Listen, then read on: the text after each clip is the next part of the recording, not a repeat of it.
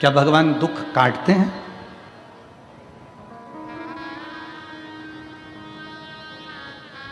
गुरुदेव, क्या भगवान दुख काटते हैं? आप इसका उत्तर देंगे? हमने कहा नहीं, भगवान दुख काटते होते तो भगवान दुख देते ही काहे को? भगवान दुख नहीं काटता। गुरुदेव, आप तो कहते हो कि भगवान तकलीफें मिटाता है, भगवान समस्या समाप्त करता है, दुख समाप्त करता है। क्या भगवान दुख काटते हैं? हमने कहा अगर भगवान दुख काटता तो भगवान दुख देता ही काहे? भगवान दुख नहीं काटते। शिव महापुराण की कथा कहती है भगवान का नाम और हमारा अच्छा कर्म दुख को काट देता।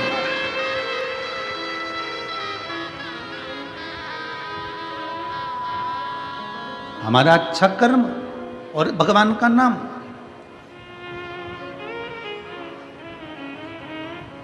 आज दुनिया के लोगों को मालूम नहीं पड़ रहा कि ये संसार के लोगों का इतना इतना दुख कैसे कट रहा है।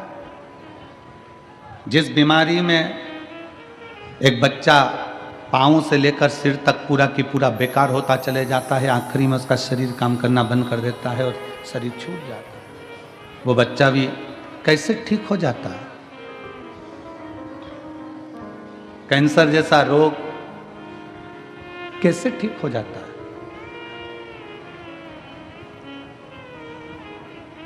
दुनिया के लोग कहते हैं कि दुख याद रखना आपका जपा हुआ नाम, आपका भजा हुआ स्मरण। इसलिए तुलसी बाबा ने लिखा था कलयुग केवल नाम आधारा। कलिकाल में नाम की प्रधानता है। आप अपने भजन का बल जितना बढ़ा रहे हो, आप जितना जितना श्री शिवाय, जम के बोलो जरा, श्री शिवाय नमस्तुभ्यम, आप जितना जितना शंकर का मंत्र जाप कर रहे हो, आप जितना जितना शिव का नाम जाप कर रहे हो, श्री शिवाय नमस्तुभ्यम बोलते जा रहे हो, बोलते जा रहे हो। दुख कौन काट रहा है? आपका अच्छा कर्म। आपने मंदिर जाना चालू कर दिया, आपकी किस्मत में बहुत सारी ठोकर लिखी थी, आपके जीवन में बहुत सारा दुख लिखा हुआ था, बहुत सारा कष्ट लिखा हुआ था, बहुत सारी ठोकरें लिखी हुई थी, पर आपने भगवान के मंदिर जाना चालू करा तो वो दुख की ठोकर भी तुम्हारी दूर होती चली गई, कष्ट की ठोकर भी दूर होती चली गई। शिव महापुराण की कथा कहती है अगर वो बच्चा सुन रहा हो और बच्चे ने प्रश्न किया कि क्या भगवान दुख काटता है? अगर भगवान दुख काटता तो भगवान दुख नहीं देता। भगवान ने दुख दिया है, काटना आपको पड़ेगा। कैसे? भगवान का नाम लेकर और अच्छे कर्म कर कर उस दुख को काट दीजिए। भगवान दुख नहीं काटता, भगवान दुख सहन करने की शक्ति देता है। भगवान दुख सहन करने का बल देता है। फिर किसी ने प्रश्न किया, गुरुजी जब ऊपर जाते हैं मरकर 84 लाख योनियां मिली हैं, सारी योनियों में ऊपर गए मर मर कर, भगवान ने ऊपर जाकर अपने को, हमने सुना है कि गरुड़ पुराण में लिखा है कि ऊपर जाने के बाद बेतरनी में गिरो, नरक में पड़ो, खोलते तेल में उकाला, त्रिशूल से मारा, चाकुओं से काटा, सब कुछ हुआ। तो जब ऊपर ही इतना भुगता देते हैं तो फिर नीचे काहे को भुगताते हैं? बोलो सही है कि गलत है? अरे जम के तो बोलो रे, सही है। जब ऊपर खोलते तेल में, गरुड़ पुराण में सुना है कि नहीं सुना? तुम लोगों ने सुना है ना? खोलते तेल में डाल दिया, त्रिशूल से मार दिया, अग्नि में जला दिया और इतना इतना नोच आ गया, शरीर जीव रोने लगा। जब ऊपर इतना भुगताया तो फिर नीचे काय को भुगताता? हे गुरुजी, जब ऊपर इतना कष्ट मिला है जीवात्मा को तो फिर नीचे जीवात्मा को कष्ट क्यों मिलता है?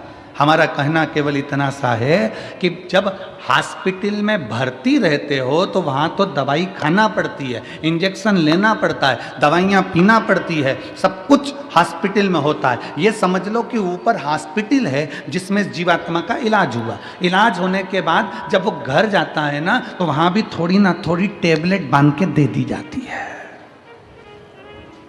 समझ में आ रही है ना कथा?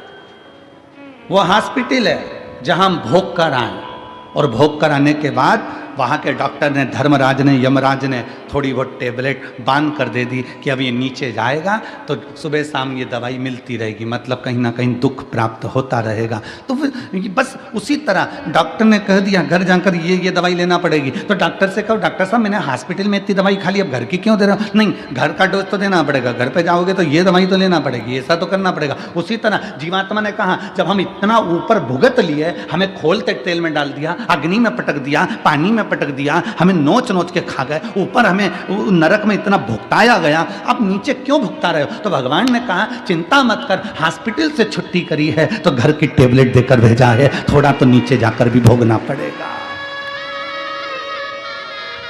थोड़ी बहुत दवाई यहाँ की भी मिली है तो वो हम भोग रहे हैं। कहीं बच्चे तकलीफ दे रहे हैं, कहीं बेटियां तकलीफ दे रही हैं, कहीं पति पर, कहीं पत्नी, कहीं परिवार, कहीं नाते, कहीं कुटुंब, कहीं कबीला, ये तकलीफ देते फिर रहा है। थोड़ा थोड़ा तकलीफ हमें मिल रहा है, समझ लेना कि ये टेबलेट हमें लिख कर दी है, इसको हमें खाना पड़ेगा। चाहे तुम पानी से खा लो, चाहे तुम दूध से खा लो, चाहे मुंह सड़ा कर खा लो, चाहे प्रसन्न होकर खा लो। उसी तरह संसार में आए हो तो ये दुख जो मिल रहे हैं इसको चाहे तुम प्रसन्नता से निकाल दो, चाहे रो रो के निकाल दो, ये तुम्हारे ऊपर निर्भर है। दवाई तो खाना पड़ेगी। बस इतना याद रखो कि भगवान का नाम जितना लोगे, जितना नाम का उच्चारण करोगे, जितना जितना नाम का स्मरण करोगे, श्री शिवाय नमस्तुभ्यम। दुनिया के लोगों ने पूछा आखिर इस मंत्र में ऐसा क्या है, इस मंत्र में क्या है ऐसा? तो जप कर देखिए। जब से दुनिया के लोगों ने श्री शिवाय नमस्तुभ्यम जपना प्रारंभ करा, कोरोना महामारी के बाद जब भगवान शंकर के नाम का उच्चारण करना प्रारंभ करा, उसके बाद मनुष्य की दशा और मनुष्य की दिशा दोनों सुधरना प्रारंभ हो गई, मनुष्य का जीवन संवरना प्रारंभ हो गया, मनुष्य का जीवन संवरना प्रारंभ हो गया।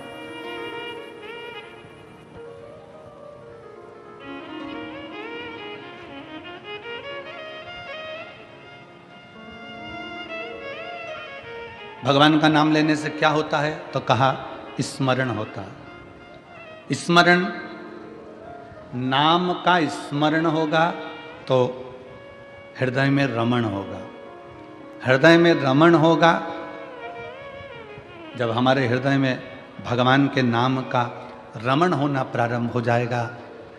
नाम का स्मरण हुआ, स्मरण से रमण हुआ, और रमण होना जब हृदय में प्रारंभ हो गया तो समझ लो दुख का मरण हो जाएगा, फिर दुख समाप्त हो गया। फिर किसी ने पूछा कि गुरुजी पंडाल में बैठ के कथा क्यों सुने? टीवी पर सुन ले हम, मोबाइल पर सुन ले हम, पंडाल में क्यों? तो याद करो 3.5 करोड़ रोम छिद्र, यह मनुष्य के शरीर में 3.5 करोड़ रोम छिद्र हैं इस मनुष्य के शरीर में। बारीक बारीक रोमों को अगर ये पूरे शरीर के एक एक रोमों को गिना जाए तो 3.5 करोड़ रोम पूरे शरीर में है। कितने हैं? जम के बोलो जरा। 3.5 करोड़ रोम छिद्र मनुष्य के शरीर में। अग्नि पुराण में एक प्रसंग मिलता है कि पूछा गया कि ये 3.5 करोड़ रोम छिद्र परमात्मा ने मानव के शरीर में क्यों दिए? तो कहा गया, अग्नि पुराण कहती है कि 3.5 करोड़ बार मनुष्य को एक दिन में भगवान का नाम लेना पड़ेगा, तब तरेगा। अब मेरी जीजियों, मेरे जीजाओं, मेरी बेटियों, मेरे बेटाओं, मेरी माताओं, मेरे भाई, जितने आस्था चैनल पर सुन रहे हैं, जितने फेसबुक यूट्यूब पर सुन रहे हैं और जितने पंडाल में सुन रहे हैं, आप और हमसे भी कोई पूछेगा कि गुरुजी आपने 3.5 करोड़ बार क्या भगवान का नाम कभी लिया है? आपने लिया है 3.5 करोड़ बार एक दिन में भगवान का नाम? जम के बोलो जरा। कोई संत, साधु, सन्यासी, तपस्वी भी नहीं होगा जो एक दिन में 3.5 करोड़ बार भगवान का नाम ले। तो अग्नि पुराण में आया कि ये मनुष्य तो 3.5 करोड़ बार भगवान का नाम ले ही नहीं पाएगा, फिर इसका क्या होगा? और शास्त्र कहता है जिसने 3.5 करोड़ बार भगवान का नाम ले लिया तो उसके दुख भगवान धीरे धीरे काटना चालू कर देता है। तो फिर ये 3.5 करोड़ बार बोल ही नहीं पाएगा तो इसका दुख भी नहीं कटेगा। तो फिर अग्नि पुराण ने कहा कि एक काम हो सकता है। शंकर जी बोले पार्वती से, पार्वती 3.5 करोड़ बार कोई अकेला बैठकर नाम नहीं ले सकता, तो कथा के मंडप में जाकर बैठ जाए। जब कथा के मंडप में किसी नाम का उच्चारण होगा, सब एक साथ बोलेंगे, ताली भी बजाएंगे। वो अक्षर जब एक एक के मुंह से निकलेगा, आपस में टकराएगा, छार छार हो जाएगा, तो 3.5 करोड़ रोम छिद्र में समा जाएगा और उसका कल्याण होगा। अब लोग कहते हैं महाराज जी, लोग पंडाल में कथा सुनने के लिए आते हैं तो इनका दुख क्यों कट जाता? कैसे कट जाता? इनका दुख कटता कैसे है? उसका केवल एक कारण है कि आपके मुख से श्री शिवाय नमस्तु, श्री शिवाय नमस्तु, श्री शिवाय नमस्तु, श्री शिवाय नमस्तु, श्री शिवाय नमस्तु, श्री शिवाय नमस्तु। जब आप नाम का उच्चारण करते हो, आपके मुख से शब्द निकलता है, वो टकराता है। अभी इसका कोई प्रमाण है कि शब्द टकराता है? उसका प्रमाण है गीता जी का उपदेश। गीता का उपदेश कुरुक्षेत्र के मैदान में भगवान कृष्ण ने अर्जुन को गीता सुनाई। बोलो, सुनाई कि नहीं सुनाई? अर्जुन को जो कुरुक्षेत्र के मैदान में गीता सुनाई, वो गीता का ज्ञान जो भगवान कृष्ण ने अर्जुन को दिया, अर्जुन को बोले भगवान कृष्ण गीता, उस गीता का उपदेश जब भगवान कृष्ण ने दिया, तो वो गीता बोलने पर भगवान के मुख से जो शब्द निकले, वो शब्द आज भी कुरुक्षेत्र की भूमि पर घूम रहे हैं। इसलिए वहाँ पर बड़े बड़े रिसर्च सेंटर लगाए गए कि भगवान ने जो ध्वनि में बोला था, वो ध्वनि पकड़ना है और उन अक्षरों को पकड़ना है। उसी अक्षरों को पकड़कर हमारे वेद और शास्त्र ये गीता का ज्ञान देते। अक्षर जो तुम बोलते हो, वो वायुमंडल में हमेशा रहते हैं, वो गूंजते रहते हैं, वो कभी समाप्त नहीं होते। हमारे द्वारा आपके द्वारा बोले गए अक्षर, हमारे द्वारा आपके द्वारा बोले गए शब्द कभी समाप्त नहीं होते, वो घूम के हमारे पास आते हैं। आप किसी को बंद कमरे में एक ताला लगाओ, 1 कमरा बंद करो, 2 कमरा बंद करो, 3 कमरा बंद करो, 4 कमरे बंद करके अकेले कमरे के अंदर आप किसी की निंदा कर देखो, जिसकी निंदा करिए उस तक वो बात पहुंच ही जाती है। अब लोग कहेंगे हमने तो अकेले में की थी, ये बात उसके तक पहुंच कैसे गई? क्योंकि हमारे शरीर की वाइब्रेशन, हमारे शरीर की तरंगे हमारी बात को ले जाकर वहां तक छोड़ देती है जिसके लिए हमने कहा है।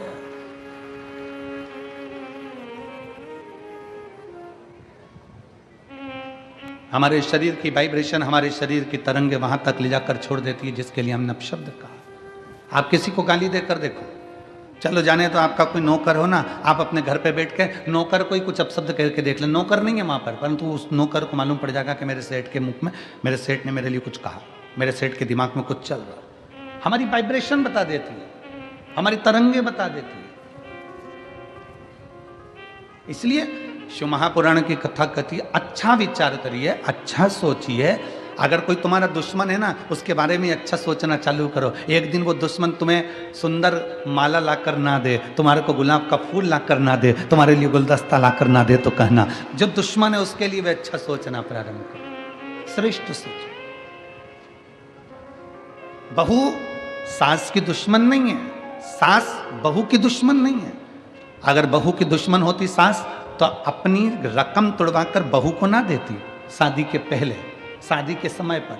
अगर सास तुम्हारी दुश्मन होती तो 1-2 लाख रुपए शादी में खर्च नहीं करती, 5-5, 10-10 हजार की साड़ियाँ लहंगा तुमको नहीं दिलाती अगर तुम्हारी दुश्मन होती तो। और बहू अगर तुम्हारी दुश्मन होती तो वो अपना घर छोड़कर तुम्हारे घर में नहीं आती तुम्हारी गुलामी करने के लिए। ना सास बहू की दुश्मन है, ना बहू सास की दुश्मन है। ये दोनों रहते रहते एक दूसरे से बोलते नहीं, अपशब्द नहीं बोलते, पर अंदर ना जाने कैसे कैसी अंटी पालते रहते हैं, अंदर की वाइब्रेशन ऐसी कर लेते हैं। मम्मी ने ऐसा कर लिया, पापा ने ऐसा कर लिया, अंदर से सोच रहे हैं, तो वो वाइब्रेशन तुम्हारी सास तक पहुंचती है, सास की वाइब्रेशन बहू तक पहुंचती है, और दोनों का मन मोटाव आपस में चालू हो जाता है। और एक दिन ये होता है कि घर में अलग अलग हो जाते हैं। ये हमारे शरीर की वाइब्रेशन, ये हमारे शरीर का विचार है, ये हमारी दृष्टि है।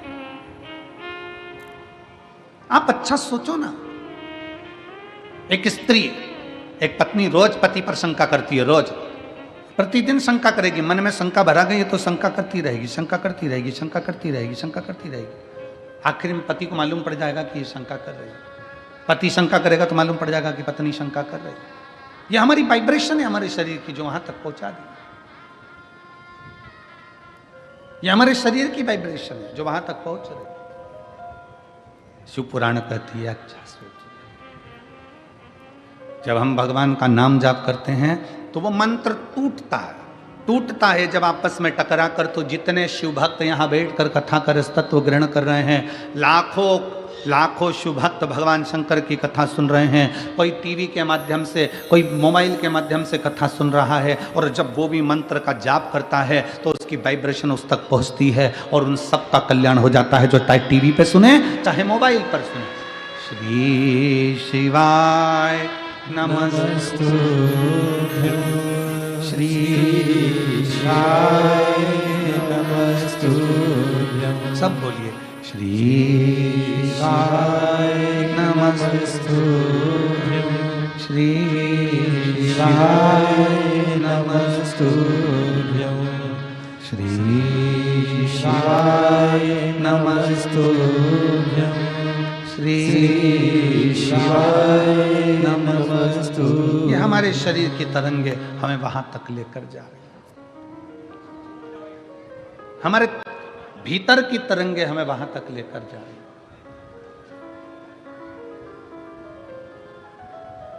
भगवान दुख नहीं काटता। अगर दुख काटता मेरा भगवान तो दुख ही नहीं देता। भगवान दुख देता है तो भगवान का कार्य है कि वो उस दुख को सहन करने की शक्ति देता है। दुख कौन काटेगा? अब आपको बताना है, दुख कौन काटेगा? आपका जपा गया नाम, आपका चढ़ाया गया एक लोटा जल।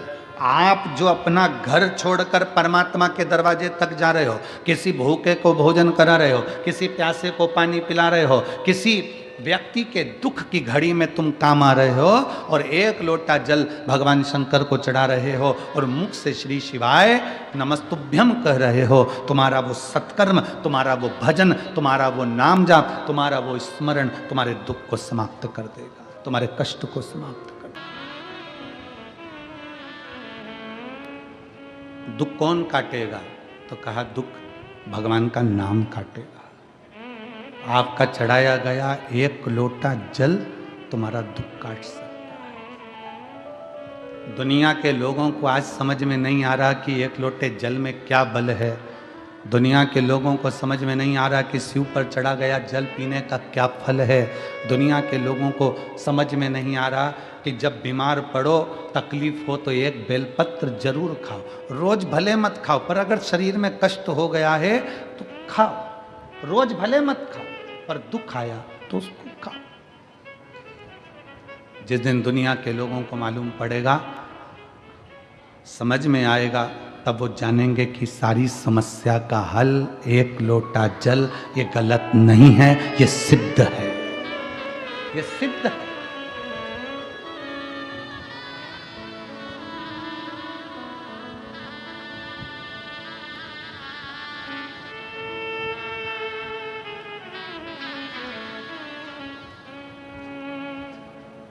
बस उसको पाना है, उसका स्मरण। बड़ी दूर किनारा कश्ती भी पुरानी है, भोले बाबा सुन भी लो ये मेरी कहानी है।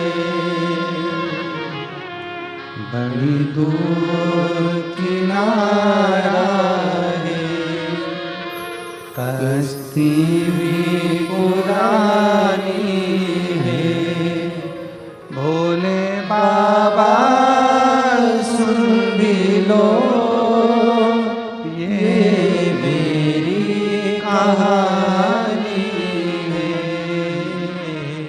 मैंने तुमको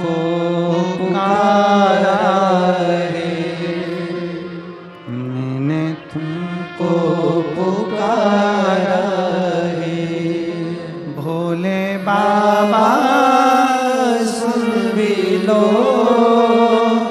ये मेरी कहानी है। बड़ी दूर किनारा है, कश्ती भी पुरानी है। भोले बाबा सुन भी लो, ये मेरी कहानी है। दुख आपके द्वारा जपा गया नाम स्मरण, आपके द्वारा किया गया भजन दुख काट देता है, तकलीफ काट देता है, समस्या मिटा देता है।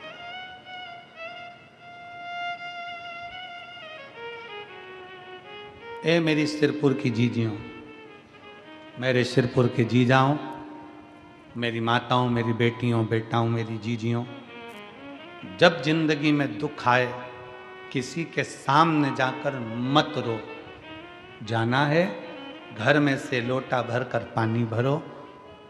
श्री शिवाय नमस्तुभ्यं, श्री शिवाय नमस्तुभ्यं। एक लोटा पानी घर में से भरो, उस जल को लेकर महादेव के मंदिर में जाओ। जपते जपते अपने दिल की बात बाबा के जल चढ़ाते चढ़ाते कह दो। बहुत ज़्यादा अगर दुख है तो उत्तर की ओर मुख, मतलब जहाँ से जल निकलता है, जलाधारी का जो जल होता है निकलने का स्थान ये उत्तर में होता है। आप दक्षिण में बैठकर या खड़े होकर उत्तर की ओर मुख कर कर एक लोटा जल बाबा को चढ़ाना प्रारंभ करो और अपने दिल की बात बाबा से कहना प्रारंभ करो। और अगर तकलीफ ज़्यादा है, बहुत ज़्यादा समस्याओं में घिरे हो, तो उत्तर की ओर खड़े होकर तो जल चढ़ाओ और उत्तर की ओर से जल चढ़ाने के बाद फिर वापस सामने आ जाओ और जहाँ से जल बहता है उस स्थान पर अपनी 3 उंगली रखकर और हथेली को, जहाँ से पानी नीचे बहकर जाता है उस हथेली को वहाँ रखकर एक बार अपने दिल की बात बाबा से जरूर कहो और वो हथेली को फिर अपने हृदय से लगाकर श्री शिवाय नमस्तुभ्यं, श्री शिवाय नमस्तुभ्यं। अपने हृदय से बाबा को हथेली का स्मरण कराकर लगाकर बोलकर फिर उस हथेली को अपने हृदय से लगाए। विश्वास करता है मेरा बाबा 3 महीने भी नहीं लगने देगा और जल्दी से वो कार्य सफल कर देगा। 3 महीने भी नहीं लगने देगा। अब इसमें क्या लगा आपका? केवल एक लोटा। क्या लगा? एक लोटा।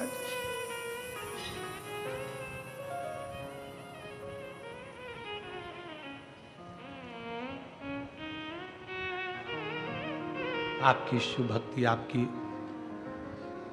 भगवान शंकर की अविरल भक्ति शिव के करीब में ले जाती है। जले दुनिया के लोग, जलने वाले अपशब्द कहने वाले कहते रहें,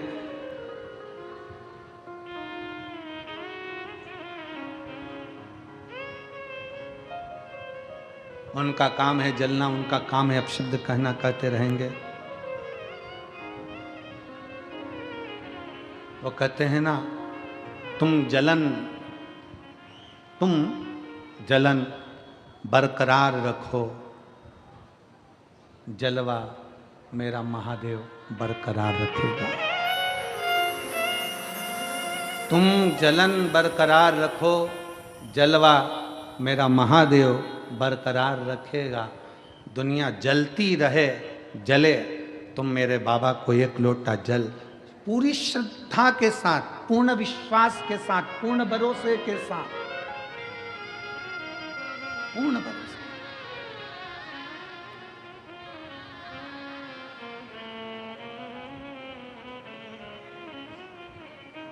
एक दीदी ने लिखा अपने पत्र में, कल हम पत्र पढ़ रहे थे, उसमें पत्र में लिखा था, हम साउथ में रहते हैं, हम दक्षिण में रहते हैं और हमारे कर्नाटक में, हमारे साउथ में, हमारे उधर मंदिर के अंदर महिलाओं को नहीं जाने देते, तो हम जल चढ़ाने कैसे जाएं?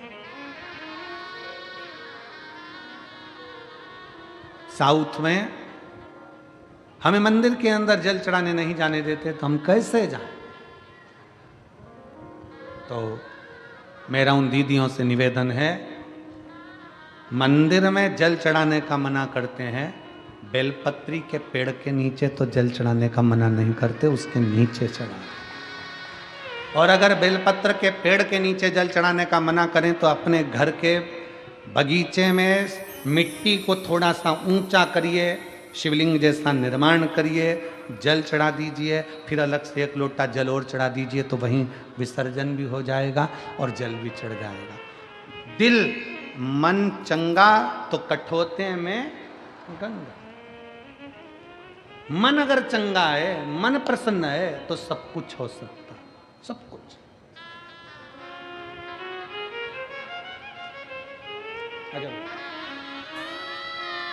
अगर मन चंगा है तो सब कुछ हो सकता।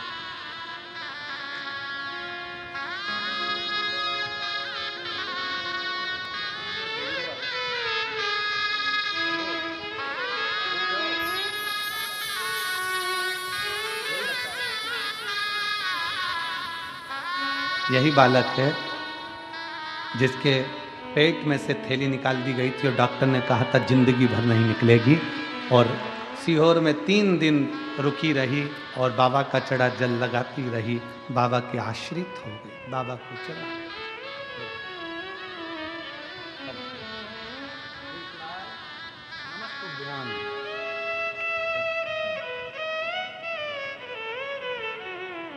शिव की आश्रितता ग्रहण करो।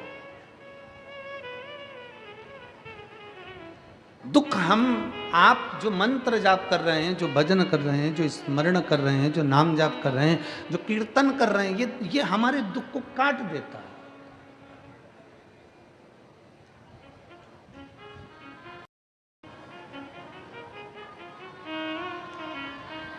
और जब हम भगवान के मंत्र का स्मरण करें तो दुख क्यों ना कटे।